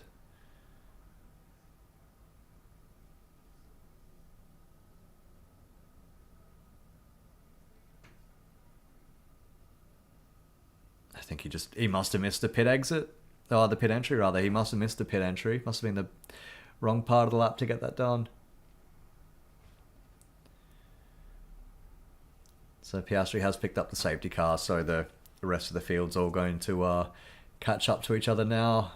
It looks like everybody will be sent around as well, so they're going to be another couple of laps under the safety car than we really need to sort the lap cars out. I've always been an advocate for, if it's this late in the race, just send them through the pit lane and filter them all naturally to the back. Now, Max on hards. I'm guessing there was just no other tyre left to put on the car. It's bad for him. It's really, really bad. It's really unlucky, but there's not much he can do, really. If he doesn't change the tyres, then he's on very old tyres. We know that the Pirellis don't like coming back up to temperature after a safety car. So Verstappen basically he was always fucked, to be honest. If Kimi Antonelli's engine was always going to blow, then Verstappen was always going to be fucked this race. McLaren, both of them, running new softs. Now, the big question here is the restart. What can Piastri do? How hard is Norris willing to push? Are McLaren going to tell him to cool it and just settle for a 1-2? Because it looks like Verstappen's going to offer nothing on that hard.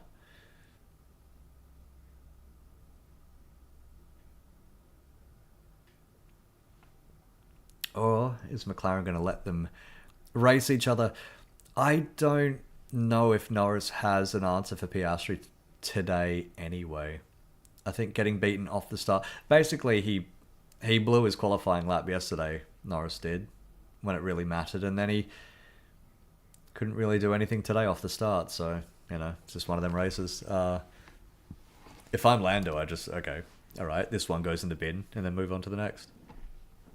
Like I was saying before, it's a long old season and Piastri is going to get ahead of him a whole bunch because there are so many races now. So all you really have to do is be ahead half of the time plus one, assuming that you don't have any retirements or anything like that. If you're ahead half the time plus one, then chances are you'll be the champion.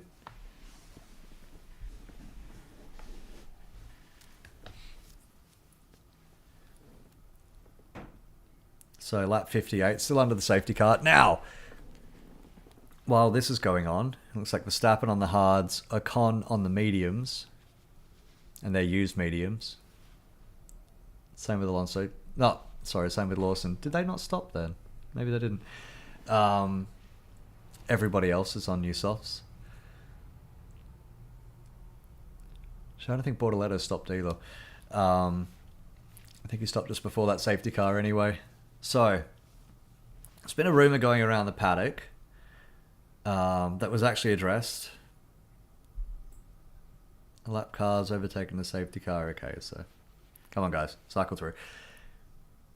Apparently, Ferrari were looking at maybe getting Christian Horner on board to lead the team to, I would assume, replace Fred Vasseur. Safety car's going awfully wide through the final corner, isn't it? Now that's a surprising move. I don't think it's legit. I don't think Ferrari are approaching Christian Horner. Their problems are a lot deeper than just Christian Horner not being there. That said, and I mean, if I'm Ferrari, I also look at what's happening at Red Bull internally and the fact that they're losing so many guys now. So that said, it is interesting that this rumor would sort of come about and would be so, I don't know if it's just because it's so out of left field or because there's actually substance to it that it ended up getting addressed. Maybe there is truth to it. Maybe there is. Watch this space, I guess, I would say. One thing's for certain, Ferrari has not been great. They're better than they were.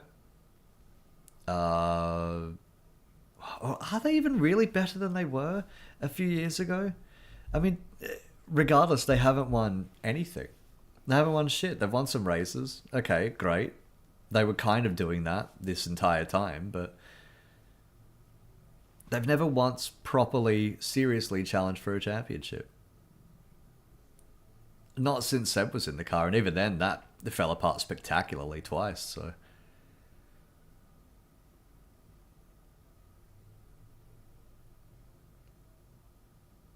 And then it makes me wonder if maybe Red Bull is more precarious maybe than they even let on.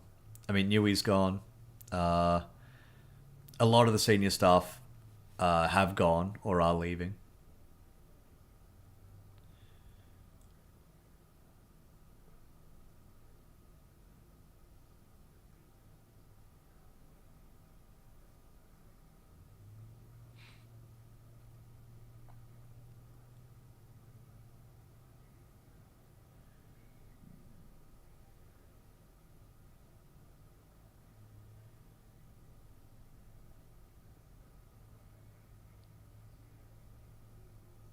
Yeah, I don't know. I mean, maybe Horner's the internal investigation has upset the team. No, the internal investigation from last year has upset the team, and maybe Ferrari think that they can pounce on Red Bull. Maybe they're trying to upset Red Bull and unsettle them. Just by putting a rumor out there, you see that happen quite a bit. Teams having half-hearted approaches to drivers or team members or things like that, just to try to upset the apple cart with their opposition. But Hamilton, they do love wasting laps. Yeah, I don't know if he's talking about the safety car or about Alpine in general, but yeah.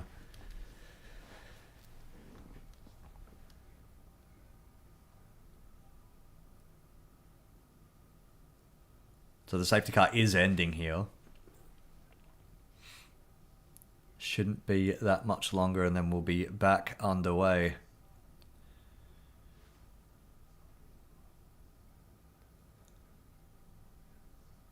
Only a few laps to only a few laps to go, but only a few corners to go, and then we can get back to properly racing. So I do wonder with the Horner thing, actually. I do wonder. I mean, he's said it's not going to happen, and he's really so embedded in Red Bull. I couldn't imagine him going to Ferrari, to be honest, but I couldn't imagine Hamilton there either a couple of years ago. So who knows? Stranger things have happened. Watch this space. We'll see. Maybe Ferrari just loved the look of his dick pic. They thought, fuck yeah, let's get that on board. Here we go, restart. Piastri, decent gap actually on Lando Norris, but Lando Norris is a little bit in the draft. Look at Leclerc on Verstappen. Those hard tyres are absolutely rubbish. They're going to send Max backwards here. Leclerc. George as well going forward into turn 1. That's going to be very close. Oh, Verstappen goes off the track. He's going to say that he was pushed out there. He's going to say that he was pushed out there and that he couldn't help it. It's a thing when you have acres of tarmac on the outside, it's so easy for them to just bail out and then say, hey, I got pushed, what could I do, right? It's not going to help, though. I think long term, George is going to come back on him. Oh, George rammed into him. He did the same, that's a penalty. I didn't see the contact. I did think it was very, very close. I thought that Max might have just ducked out of it, but maybe there was a bit of contact then.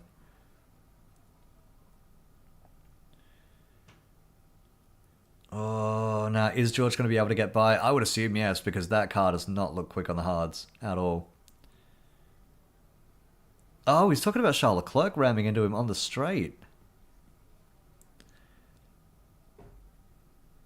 I didn't see that. I didn't see that. I'm going to have to look at that again. I didn't see that there was contact between those two on the straight. Charles Leclerc giving it a bit of the old willpower.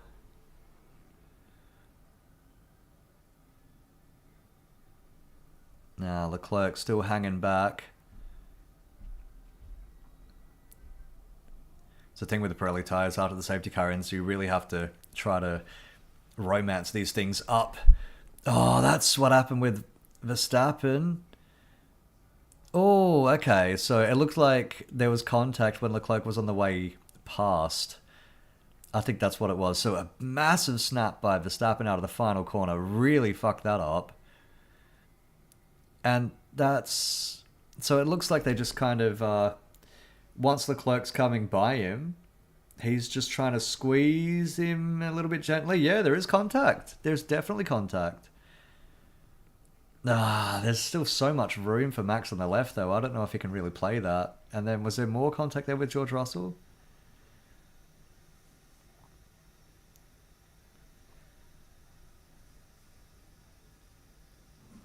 Yeah, so here we go. George Russell. There was a little bit of contact there. So Russell's absolutely come steaming into turn 1. He's going to have a lot less aero than he would otherwise have because of all the cars ahead of him. Disturbing the air. Oh, I don't know about that. I wonder if that's why Russell's not overtaking Max Verstappen. Maybe he thinks it's probably easier to stay here than to get ahead and end up eating a 5-second penalty that was sent him behind a couple of cars anyway. We'll see. I mean, he's sticking right with him. Sticking very close to him. Either way, not sticking close is Oscar Piastri. He's 1.4 seconds now ahead of Norris, so that's it really. Piastri wins. Norris just didn't have anything for him today, I guess. On board with Fernando Alonso. The iCam. Great view, that. Oh, getting very close to that Sauber. Not able to get by, though. Just not able to get it done. It's close, though. 12th place. So this is right on the verge of points. Bortoleto going for his first points in F1. Alonso going for his first points of the season. Liam Lawson going for his first points since last week. And holy shit, look at Gasly in 9th. The world's most invisible man today has wound up 9th. How about that?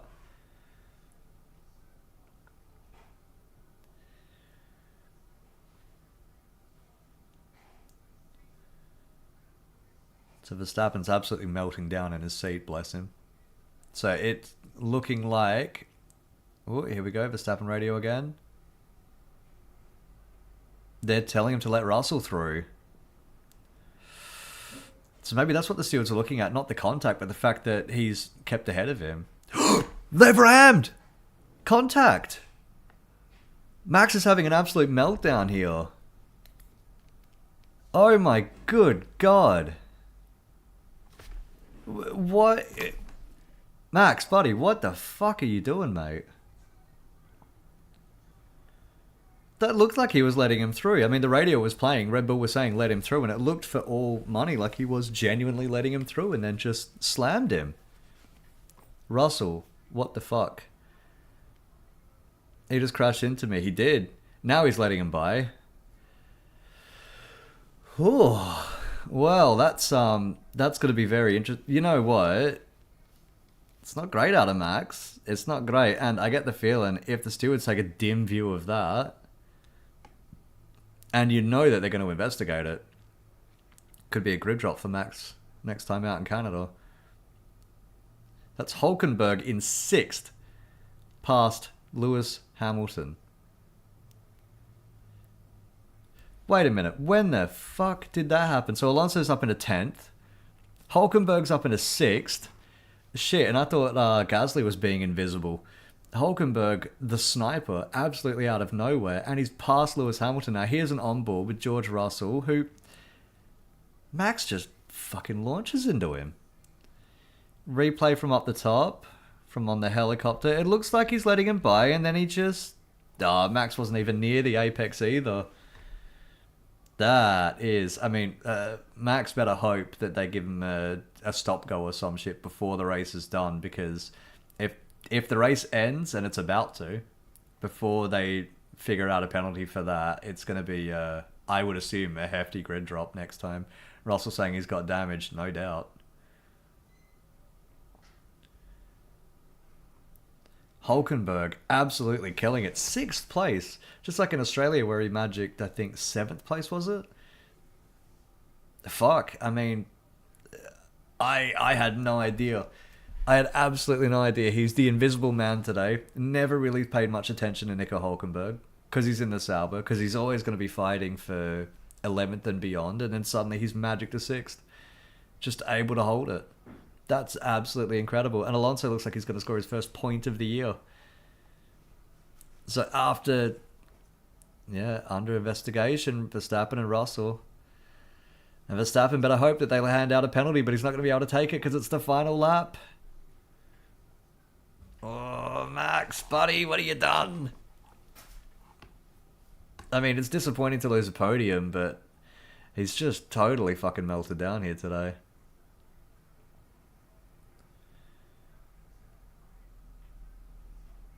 Hulkenberg in 6 might be the most surprising thing I've seen all year, honestly.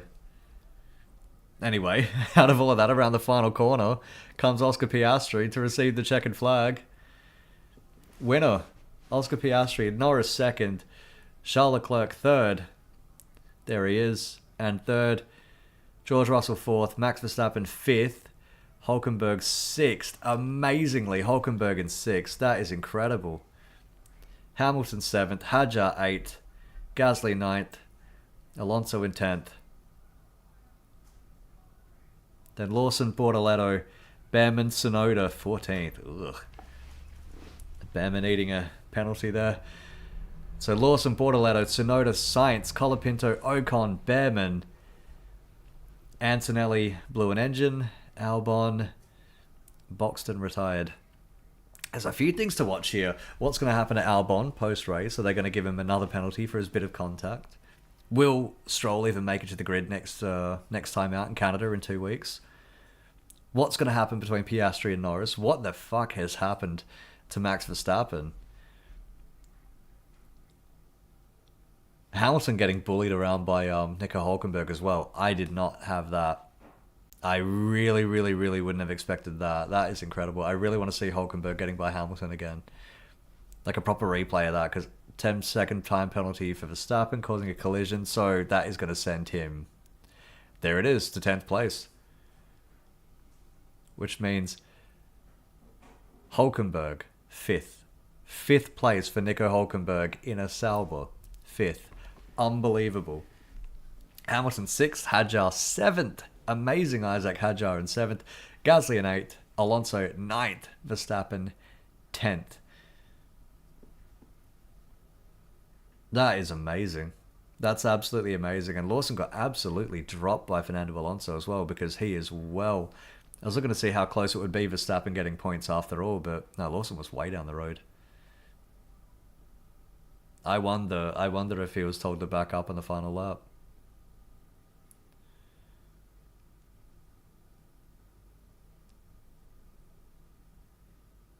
I wonder if Red Bull maybe anticipated that was coming and told Lawson to hit the brakes or something. Either way, wow. Wow, amazing. Bortoleto close to points as well. So, how about that? That was Spain. That was a Spanish Grand Prix for us. That was actually pretty entertaining after all. After all of that, and we've got some big talking points to go through. There's Max Verstappen already done his way in, so he's sped through his cooldown lap and he's not hanging around at all.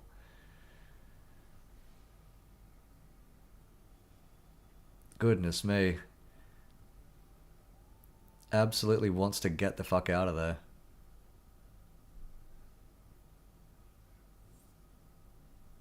Now, can Norris squeeze through here and park for me? It's going to be very, very tight.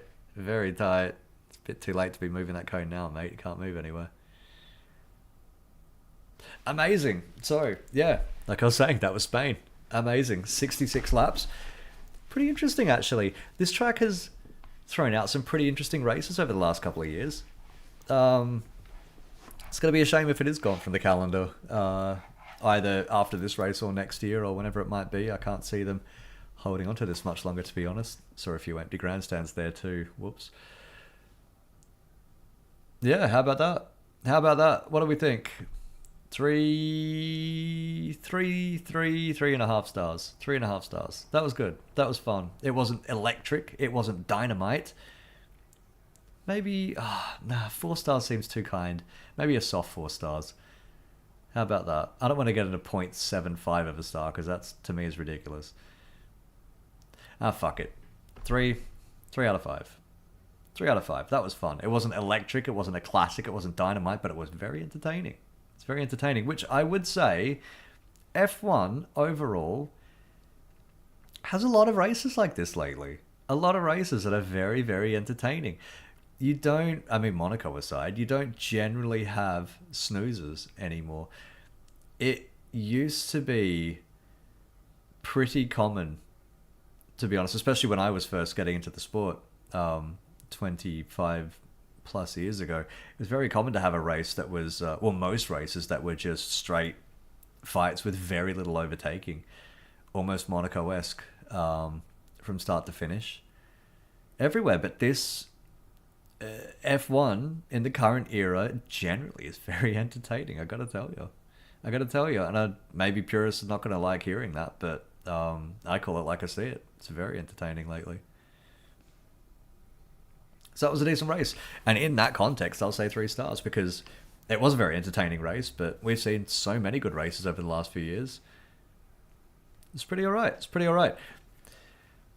What I'm trying to say is, I was entertained. Piastri Norris, again, Piastri taking 10 points now over Norris into Canada. He's definitely got the upper hand. It looks like he's got the upper hand there now. I don't know, Norris won last week, but Piastri does look comfortable there. He's still got the championship lead, doing what he needs to do. Ice cold, Alain Prost-esque, I think. Just very calculated, very cool, very calm. I'm not even sure he's got a heartbeat under there. Very, very calm. Norris second, gonna have to get back on it. Again, it's like he's just constantly chasing this year. Constantly chasing ever since Australia where he won. It just feels like he's been on the back foot ever since. Monaco was a good elevation from that. The thing is, if Miami goes right, then maybe it's a lot closer and maybe we're not talking about a kind of a Norris spiral. If he doesn't put it on the wall in Saudi Arabia, then we're not talking about a Norris spiraling out of control, but fine margins, yo. Fine margins. Leclerc third is great. It's great for him. Great for Ferrari. kind of on a hiding to nothing Charles Leclerc, because I don't see him really getting anything out of the championship anymore this year. I was wondering if maybe Ferrari could make a proper tilt at this championship, and it looks like they are absolutely not going to do it. So, you know, third, that's a bonus if you're a Leclerc fan. If you're a Leclerc fan, be happy with that. Russell fourth, decent. That's decent enough out of George Russell. There's not much more he could have done from there, really. Hulkenberg fifth is just blowing my mind, honestly. That is insane. Absolutely insane. Hamilton sixth, behind Hulkenberg. Fuck. Work to be done. And he was well behind Leclerc as well until the safety car, so a lot of work to be done. For Lewis Hamilton's side of the garage, it started well enough with qualifying yesterday. I wonder if Leclerc had a proper qualifying, if it would have ended up like that, but yeah. I wonder about Lewis sometimes. I do wonder. Hadjar 7th, amazing. Great result for Isaac Hadjar. Well done. Meteoric rise, I'd say. Not massively meteoric, but very, very, very good out of Isaac Hadjar. Very good, very decent. Gasly 8th. Great points for Alpine. Great points for him. Wasn't expecting that today, to be honest. Even though I'm pretty sure he started in the top 10, the Alpine tends to go backwards during the race. So he's done well there, Pierre Gasly. Well done. Alonso in 9th, so 2 points. That's about as good as Aston Martin probably could have gotten. I'd say even partway through this race, I thought that they were completely cooked, but that's a great recovery for them. Great recovery. 2 more points out of what was a one-car team today, so that's great for them. Verstappen in 10th. That's going to be the big talking point. That is a very Seb Vettel-esque meltdown right there. I mean, I want to hear what everyone has to say afterwards, but it looks like he just lost his fucking rag. You think he's feeling the pressure? I don't think he's trying to tank his third place in the championship to get out of that team. I don't think he's trying to do that, even though it kind of seems like it sometimes. Lawson 11th. Bortoletto, Tsunoda, Sainz, Colapinto, Ocon, Behrman. All of these hard luck stories. All of these maybe could have been points, minor points on any other day in any other race. They're kind of who we expect in the bottom half of the finishing order. Unlucky for Williams, just not quick this weekend. Colapinto still learning a lot. Ocon and Behrman, wow, Haas absolutely fell apart. Tsunoda still struggling, so I'm not sure what the fuck's going to save that Red Bull second seat at this point. I don't see them replacing Tsunoda unless it spirals from here on out. If he starts putting 20th on the grid, 15th, 16th at best in the race, if he starts putting together these by the summer break, I don't know what they're going to do out of it. I don't know if they're going to put Lawson back in the car. I'd say they probably won't. I don't know if they'd promote Hadjar because, I mean, they promoted Albon after half a season and that worked until it didn't. I think there's fundamental issues wrong with Red Bull and they need to sort them out before anything can get better. Because we know Tsunoda's not a slouch. We know he's better than that. Either way, that was good. That was fun. Thanks for watching along wherever you are. Canada in 2 weeks' time. Circuit Gilles Villeneuve. Sometimes it's a great race there. Last year was fantastic. The rain... very, very, very entertaining, actually. I think that was my personal best race of the year, Canada, last time out, because that was very, very topsy-turvy. George Russell led half of it. Max Verstappen ended up winning. It was fantastic. It was a great race between Max and Lando. Any three of them could have won it. Decent action all through the field. Let's hope for a repeat this year. Should be fun. Should be a lot of fun. Now what is this? Max Verstappen. Oh, this is just a replay of it all going wrong for him. So yeah, we've seen that already. So yeah, thanks for watching along. Hope you enjoyed it. Hope you had fun. It's a lot more fun than Monaco, wasn't it? A lot more fun. It's amazing what you can do on a track where there's actually room to pass. You know, maybe something for F1 to think about going forwards. Who knows? Either way, thanks. Cheers for watching. I'll be back in 2 weeks' time for the Canadian Grand Prix. See you then.